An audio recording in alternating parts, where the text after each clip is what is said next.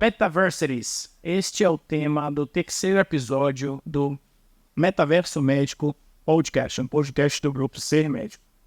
Implementar tecnologias XR em programas de aprendizagem requer muito planejamento e organização. É necessário detectar a demanda, o público-alvo, o tipo de conteúdo, a metodologia, a viabilidade, custo de produção, logística e alcance do tema. Nesse terceiro episódio, a gente vai falar com a doutora Amber Santos. Amber conseguiu implementar ao curso de enfermagem em Jacksonville, na Jacksonville University, na Flórida, Estados Unidos. E eu estou muito ansioso para ouvir a experiência dela com a implementação dessas tecnologias nesse curso. Me acompanhe e vamos ver o que a Amber tem a dizer. Hello, Amber. How are you? There's Hi, a Mauro. long time we haven't talked. Yes, it's been a while. How are you doing? Yes, I'm very good. Yourself is good? Yep, doing well. I've been watching you on social media. Congratulations for the fantastic job you have been doing so far. It's amazing. Thanks. I love it. I get to have fun while I'm at work. I mean... So do I.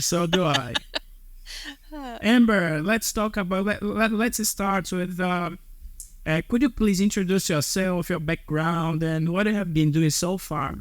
Okay, so my name is Amber Santos, and I am a faculty at Jacksonville University. I've been a nurse for about 25 years now, and I've been at Jacksonville University for about 12 years, and I've served in the faculty role, and over the last couple of years, I've been the Director of Innovation and Immersive Learning. So the last couple of years, I've been just doing everything I can to bring innovative technologies into our curriculum, not just in nursing, but across the campus as well.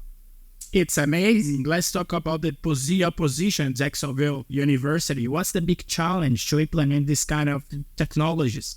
Yeah, so everybody really loves the technology and they see how it can enhance a student's education, but it comes down to that simple thing of resources, right? So there's only so much money to go around and invest in technology like this. And so I would say probably the biggest challenge is just the resources to just get it up and running and then have enough support. So I do have a lot of equipment now at this point, so I can have a classroom of 35 students at any given time, but it's just me and then one tech support, and so we are growing that, and I'm about to hire another person to help me into this. But I would just say resources, it's probably one of the greatest challenges. So I'm consistently looking for grants to write so that I can get money from the state, in addition to the monies that we put into our budget here at the university.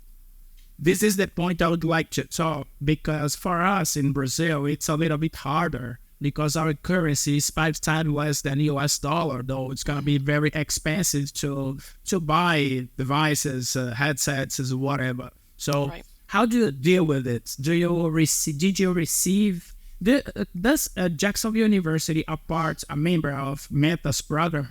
Have you heard about Meta's program? Yes. And no, we are not a part of that yet. But that is a long-term goal of mine, is to, because I think that education, I think everyone should have access to an education. And this is one way that we can do that. But once again, it comes down to we do need the equipment, to do that. So, I think that is the direction we're moving in, to have, the metaversity, if you will. But right now, it's just a matter of, that's a long-term goal. I've got the short-term goals, and then the long-term goals. And that's one of our long-term goals. And so far, leadership sees the value in it. Our leadership team here at JU sees the value in it, but you have to be strategic and smart about how you deploy this. So for the first year of deploying this, I had to show leadership how effective it was. So I had to show them that it really does enhance the students' learning. And we were very effective at showing that. I've got a lot of data to support that. You just said a very sexy word. It's metaversity. The reunion between metaverse and university. In your opinion, can XR technology improve skills and techniques? Do you think practice, as much as we practice, our performance becomes better? Yeah, oh, of course. Yeah.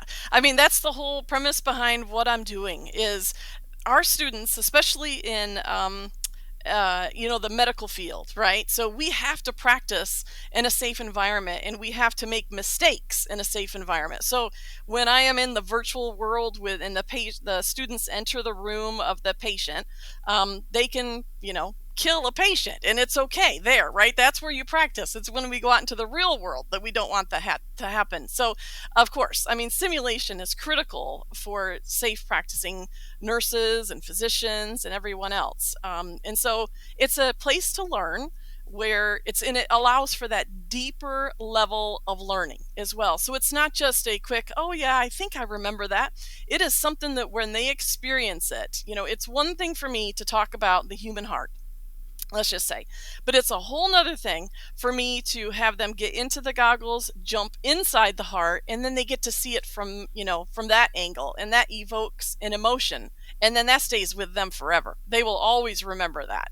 And so it's on so many levels, it's beneficial to our students, and especially this generation that we're seeing now in college students. So in just a 10-year period of time, our population and how they need to be taught has drastically changed. So we either keep up with that, or we don't teach them the way that we should. So it's critical, and I do think that is the direction most universities will eventually move in, as well as the metaversity, and for many reasons. But one of them is just because it's the future, right?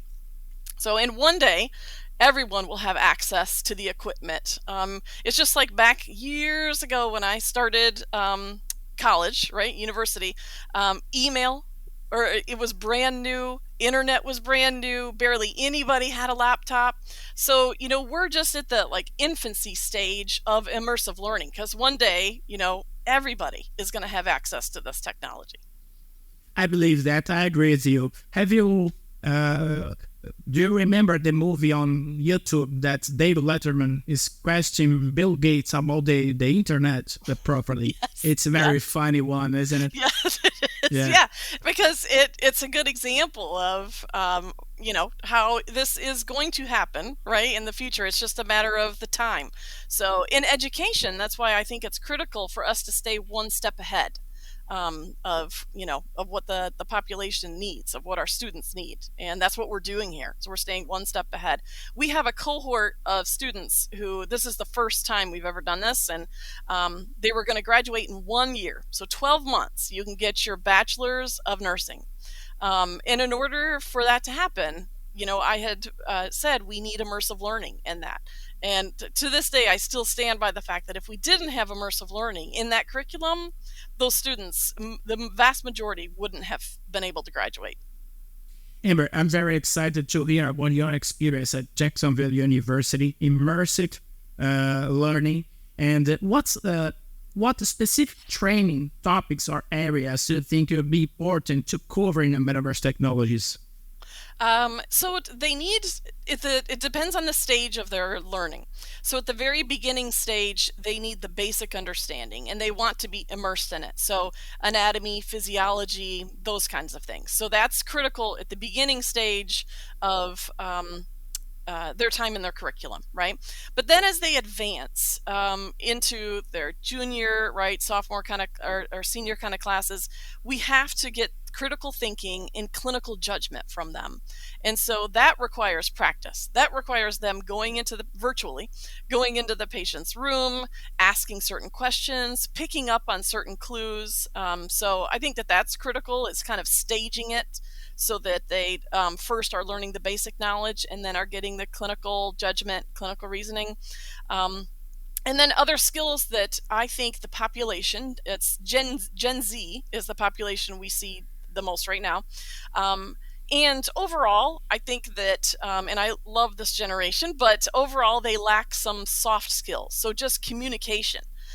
So I think that, there's so much room for growth in conversations where they get to practice conversations, practice interviewing, practice de-escalation, so if they have an angry patient or family member, how do they respond to that? So there's just so many different things, training opportunities that we have in that space. It's a long-term process, isn't it?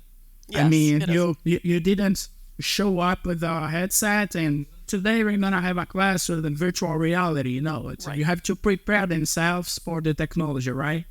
Yes, we pair it really well. We build it into our curriculum. So they might be in their theory class, learning about a concept, and then I have them rotate through me in immersive learning, and then they get to experience it in that environment as well. And then they also then go into the hospital, and then they get to experience it there. So really, they're learning a concept 3 times. So by the time that they're done, they're really smart, well-prepared future nurses. And this is working not just in nursing. I've been working with the College of Law. I'm about to start working with marine science, engineering. So there's just so many different ways that we can incorporate this. So it's not just healthcare. It's all over, right? That's that it can be important. used. That's Yeah. important. That's important to hear from you. What about your audience? How do they feel about immersive technology? What's their feedback about it? I would say when they jump in it, and the very first reaction we get out of them, because I've actually kept track of this, the most common word that they use is "wow." That is like the most common thing, because We they say learn. that we Yeah. say that the wow factor. Yes, it is the wow factor, right? So they learn about a concept in class, and that's great, right? But then they come into immersive learning with me and they get to experience that concept. So they are truly immersed into that world, so that, like I said, it's that deeper level of learning that takes place. So the students have loved it. There are a few students that have a hard time with like the motion sickness part of it. And so at any point, we tell them you can just take off your goggles and you don't have to do it. And we've worked through some. A lot of it is just technique. Some of the students get motion sick because they're moving too fast within it and their brain just can't register, right? I was just here and I teleported over there. So it's just a matter of sometimes working with them. But then I purposely choose software where even if they were to come out of the Oculus, then they could still do it on flat screen. It's not exactly the same. It's not as immersed, but they can still learn the concept, and it's still very valuable. So I purposely choose software where there is an option to do that, just in case there are people that get motion sick. But I would say, I've been doing this for 2 years now, and only a handful of students have truly gotten motion sick, but the feedback has been overwhelmingly positive. So positive that students are, petitioning upper leadership here to try to get this into their curriculum as well. Many students are saying, can I just pay for this on my own and then, just come to class with you? So it's been extremely successful, and the students have enjoyed it.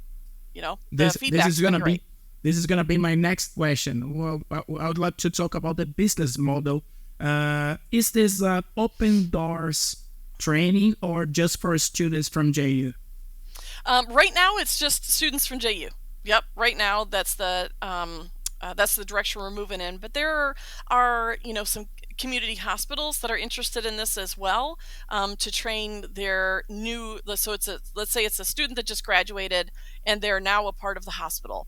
The hospitals have training too, and so they call them residency programs. And so the students then could potentially rotate through me or contract with me and rotate. We haven't gone there. That's more of a long-term goal, but there has been interest expressed. So right now it's just JU students, but there's so much more, that we could do with this. Yes, I believe that. Which kind of content works better? General, specific, or evergreen content? Can I say that evergreen? Yeah. So both work great. It depends on your level of learner. So like I was saying, at the very beginning of the curriculum, the general type of knowledge where I call it just basic concepts, those work great, because if you think of it like a tree, that is the root of the tree. You have to understand those basic concepts before you then move on and flourish. And then that's when you start to incorporate more of the clinical judgment, clinical reasoning, critical thinking. That's another stage. And so at the very beginning, it's that basic core content, and then advanced into more specific content that we want them to really learn. So what about any specific resource that you believe is helpful for students to further enhance their knowledge, competence in metaverse technology beyond training program? Which one what's this resource? Not even just a headset, but I know that you work with robots and whatever. Could you please explain how does it works? Yeah, so actually I have one. Where's my robot? There's one of the telepresence robots Hello. right behind me. Yeah, that's Nellie back there. Her name is Nellie. And really, honestly, when you talk to the students, the biggest thing is just getting access to things. And then what they want is gaming. So they love, to have software where they can get into it. And there's important concepts that they need to learn, but it's associated with a game. So for instance, I just helped write a grant, and I'm collaborating with the College of Law and the engineers here, and we're going to create content, easy content with just 360 cameras, right? But then you can, through certain software, you can plug in concepts for them to learn during it. So while the scenario is unfolding, there could be pop-ups or things, and they have to click on the correct one. Students love active learning, and they crave like gaming type of learning. And so the more they have access to that, and the less expensive that is, the better, right? So a cost is a factor, and then access to those things. But that's what students of this generation love. Yes, in my opinion, game engine changes everything, right? Yeah. Yep, because they got involved with the content, right? Yes. Amber, I'll give you a minute for your conclusion. So tell me that this is an achievable course, then everybody can do it to get familiar with the technology and learn as much as they practice to get better. How can you explain to me? Yeah, so how we built this into our curriculum was I wanted it to be seamless, right, and easy for the students.